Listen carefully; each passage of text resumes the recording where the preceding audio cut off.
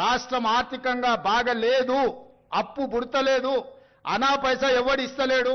ఎవరినైనా కలవడానికి పోతే బ్యాంకర్లు దొంగలను చూసినట్టు చూస్తున్నారు తెలంగాణ రాష్ట్ర ప్రతినిధులను. ఎవడు ఢిల్లీకి పోతే అపాయింట్మెంట్ కూడా ఇస్తలేడు, వీడు వస్తే చెప్పులు కూడా ఎత్తుకపోతాడేమో అన్నట్టుగా ఆ పరిస్థితి ఉంది దేశం ముందల. అప్పు పుడితే నేను కూడా ఏదో ఒకటి చేసి తెచ్చిచ్చేటోను, అప్పు పుట్టట్లేదు, ఎవడు బజార్లో నమ్మడం లేదు. స్వీయ నియంత్రణనే దీనికి పరిష్కారము. ఎట్లున్నదంటే కాంగ్రెస్ వాళ్ళు చెప్పింది, ఒక ఊళ్ళే మొలక నాట్లేసే టైం వస్తే అలుకుడు చేస్తాను, బట్టలుస్తాను, మొలకకి అలుకుడు చేస్తాం కదా, తుకాలు పోయేమా పెద్ద మొగోడని కొన్ని పిలిచిరట. మొగోడని మొలకాల్చడానికి పిలిస్తే ఎలుక పిల్లని చూసి ఎల్లంకర పడ్డాడు.